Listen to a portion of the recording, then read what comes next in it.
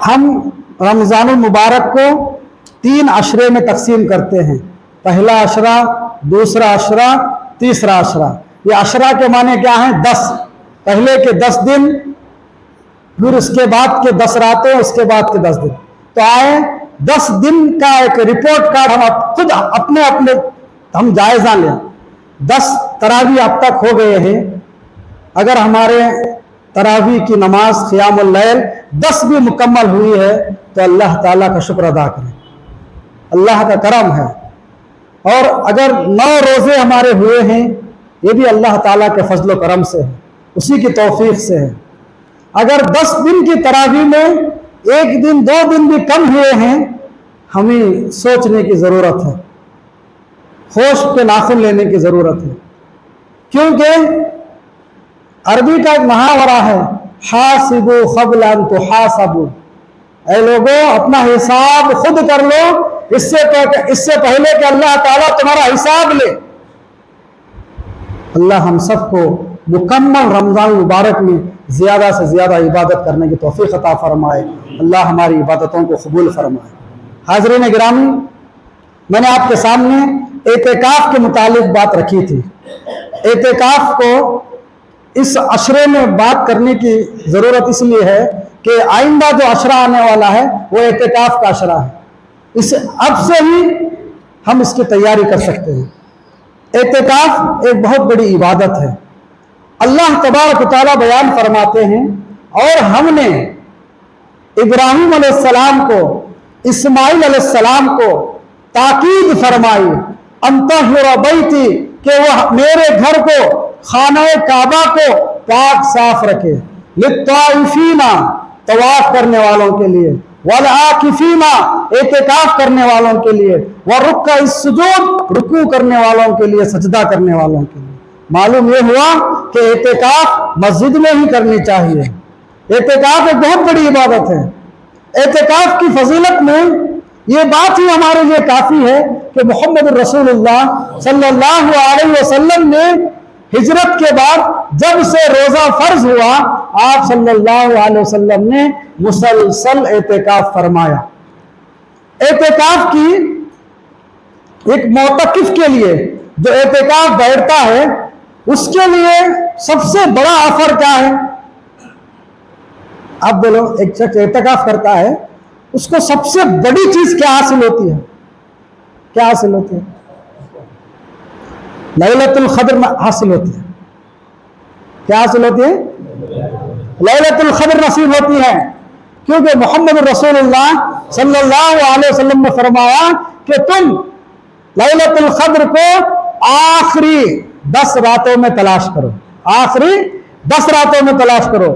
جو شخص اعتکاف کرے گا وہ 10 راتیں اللہ تعالیٰ کے گھر میں گزارے گا، اللہ تعالیٰ کی عبادت میں گزارے گا، اس کے ذکر و اذکار میں گزارے گا، تو ظاہری بات ہے اسے لیلۃ القدر ضرور نصیب ہوگا۔ دوسری چیز، اس کو قیامت کے دن اللہ تعالیٰ کے عرش کا سایہ نصیب ہوگا۔ محمد رسول اللہ صلی اللہ علیہ وسلم نے ارشاد فرمایا، سبعۃ یظلھم اللہ فی ظلہ لا ظل الا ظلہ، کہ 7 صفات کے مومن ایسے ہیں جن کو قیامت کے دن اللہ تعالیٰ کے عرش کا سایہ نصیب ہوگا۔ 7 صفت، ان 7 صفت میں سے کوئی ایک صفت بھی ہوگی وہ بھی عرش کے سایہ میں ہوگا۔ تو ان 7 صفت میں سے ایک صفت ہے قلب معلق فی المسجد، جس کا دل مسجد میں اٹکا رہے، مسجد میں لٹکا رہے۔ محدثین نے اس کے 2 مطلب بیان فرمائے۔ پہلا مطلب، ایک نماز پڑھنے کے بعد ایک مومن کو، ایک مسلمان کو دوسری نماز ادا کرنے کی تڑپ ہو، دوسری نماز مسجد میں ادا کرنے کی فکر ہو، جذبہ ہو۔ اور دوسرا، جو مسجد سے زیادہ محبت کرتے ہیں وہ زیادہ سے زیادہ وقت اللہ تعالیٰ کے گھر میں گزارتے ہیں۔ اعتکاف میں کون سی چیزیں منع ہیں؟ جب ایک انسان اعتکاف کو بیٹھ جاتا ہے، اعتکاف کو بیٹھنے والے کے لیے کون سی چیزیں منع ہیں؟ دنیاوی معاملات، دنیا کے لین دین، اور اگر کوئی جنازہ بھی مسجد میں آیا ہے تو جنازے میں بھی شامل نہیں ہو سکتا، اور وہ کسی مریض کی عیادت کے لیے بھی نہیں جا سکتا، وہ کسی مریض کی عیادت کے لیے بھی نہیں جا سکتا، مسجد میں ایک کونے میں ایک جگہ میں بیٹھ کر وہ اللہ تعالیٰ کی عبادت کرے گا۔ اور اعتکاف میں وہ مسواک کر سکتا ہے۔ اعتکاف جو بیٹھا ہے معتکف کو اس کی بیوی اسے بات کرنے کے لیے مسجد آ سکتی ہے۔ اعتکاف کن چیزوں سے باطل ہوتا ہے؟ اعتکاف دنیاوی امور، دنیاوی معاملات، دنیا کی باتیں کرنا، دنیا کی فکر کرنا، ان سارے چیزوں سے اعتکاف میں کمی آتی رہتی ہے۔ اعتکاف کی جو فضیلت برکت ہے وہ کم ہوتی رہتی ہے۔ آج کے ضروریات میں سے میں اگر کہوں، اعتکاف میں کب داخل ہونا ہے یہ بھی بتا دیتا ہوں۔ اعتکاف میں جو داخل ہونا ہے 2 حدیثیں ہیں۔ پہلی حدیث میں بات ہے کہ رسول اللہ صلی اللہ علیہ وسلم جو آخری عشرے کی فجر کی نماز ہوتی تھی، آپ صلی اللہ علیہ وسلم فجر کی نماز ادا کر کے اعتکاف میں داخل ہو جاتے تھے۔ تو دوسری بات یہ ہے کہ جب 20 روزے مکمل ہو جائیں، 20ویں تراویح جب ہوگی، اس وقت وہ مسجد میں داخل ہو جائے گا۔ مسجد میں داخل ہونے کے بعد وہ مسجد کے باہر کی دنیا کو بھول جائے گا۔ اور اب آج کے ماحول میں مجھے اگر کہنے کی اجازت دیں تو اعتکاف کے لیے ضروری ہے، کیا ضروری ہے؟ گھر میں فون رکھ کر آنا۔ ایک جو معتکف ہے وہ کیا کرنا؟ بولو ذرا زور سے، فون گھر میں رکھ کو آنا۔ اب میں فون میں قرآن پڑھتا ہوں، بولے تو مسجد میں بہت قرآن ہے، وہ پڑھ رہے نہیں، دھول ہے اس کو۔ مسجد میں مصحف کی شکل میں، کتاب کی شکل میں ہیں بہت سارے قرآن مجید ہے، وہ کیا ہیں؟ وہ پڑھنا، ذکر و اذکار کرنا۔ مجھے ایک ساتھی نے کل سوال کیا، مول صاحب مجھے قرآن پڑھنا نہیں آتا، میں روزہ رہتا ہوں، میں اعتکاف بیٹھ سکتا ہوں کیا؟ میں بولا بیٹھ سکتے ہو۔ اعتکاف کے لیے ضروری ہے کہ ایک شخص روزے دار ہو، روزے کی حالت میں ہو۔ دوسری چیز یہ ہے اعتکاف میں اللہ کا ذکر، اللہ تعالیٰ سے لو لگانا ہے، اللہ سے توبہ کرنا ہے، استغفار کرنا ہے۔ اگر قرآن مجید اسے پڑھنا نہیں آتا ہے، اللہ کے نبی محمد رسول اللہ صلی اللہ علیہ وسلم نے فرمایا، اللہ تعالیٰ نے اپنی تسبیح کے لیے 4 کلمات کو پسند فرمایا ہے، 4 کلمات کو پسند فرمایا ہے۔ سبحان اللہ، الحمدللہ، ولا الہ الا اللہ، اللہ اکبر۔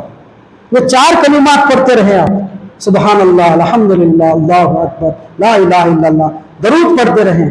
جو دعائیں آتی ہیں، اگر ہم کو سورہ اخلاص آتا ہے، سورہ اخلاص الحمدللہ پڑھتے بیٹھ جائیں، عبادت کریں، دعائیں کریں، اور اعتکاف میں بات زیادہ نہ کریں۔ میں میرے بچپن کے 2 مشاہدات آپ کو بیان کرتا ہوں، کیونکہ اللہ تعالیٰ نے ہمیشہ اپنا ہمارا گھر مسجد کے آنگن میں ہی رکھا ہے، مسجد کے سامنے ہی۔ جتنے گھروں میں اللہ نے مجھے زندگی دی ہے سب مسجد کے سامنے ہے۔ مسجد کے سامنے میں اپنے بچپن کا آپ کو واقعہ پیش کرتا ہوں۔ 4 لوگ بیٹھتے تھے مسجد میں اعتکاف کو، بڑے ادنا، اس میں ہمارے چاچا بھی رہتے تھے۔ اب فجر کی نماز ہو جاتی، فجر کی نماز ہونے کے بعد چاشت کی نماز تک ہوشیار رہتے ہیں، چاشت کی نماز جب سورج نکلنے کے بعد اب سو گئے تو کب وہ بڑے لوگوں جلدی نیند بھی نہیں آتی، 9-10 بجے انہیں اٹھ گئے تو 1 بجے تک باتیں کرتے 4 لوگ بیٹھ کے۔ میں دیکھا سے 1 بجے تک پھر ظہر کی نماز ہو جاتی، ظہر کی نماز کو پھر ذرا خود سو جاتے، پھر اس کے بعد کیا پکا رہے، مسجد میں پکاتے رہتے نا، کیا پکا رہے، کیسا پکا رہے، کون پکا رہے، کس کی دعوت ہے۔ یہ وہ چیزیں ہیں جس سے کیا ہے اعتکاف باطل ہو جاتا، اعتکاف باطل ہو جاتا، اعتکاف کا جو مقصد ہے وہ حاصل نہیں ہوتا۔ اسی لیے فون کیا ہے گھر میں چھوڑ کر آنا، اور اس کے بعد اللہ تعالیٰ کے ذکر میں لگے رہنا۔ ہم جو اتنی ساری چیزیں چھوڑ کر، بیوی کو چھوڑ کر، بچوں کو چھوڑ کر، دکان کو چھوڑ کر، مکان کو چھوڑ کر، دوستوں کو چھوڑ کر، سب چھوڑ کر جب مسجد میں آئے ہیں، اس کا پورا فائدہ اٹھانا، اس کا پورا مکمل ثواب حاصل کرنا۔ دوسری چیز یہ ہے کہ اعتکاف کرنے والا ضرورت اگر نہیں ہے، اشد ضرورت ہے، اسی وقت مسجد کے باہر جانا۔ مثال کے طور پر بیت الخلاء ہے، قضاء حاجت ہے، غسل اگر واجب ہو گیا ہے ایسے وقت میں وہ مسجد کے باہر جا سکتا ہے. مسجد کے دوست بھی آئے ہیں, خیریت الحمدللہ, بھیج دینا آپس میں.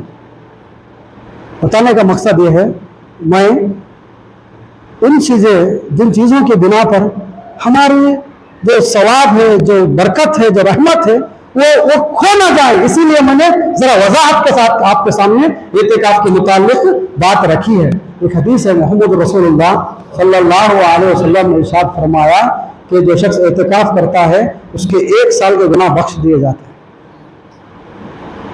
تو میں امید کرتا ہوں آپ کو اعتکاف کے چند ضروری مسائل سمجھ میں آ گئے ہیں.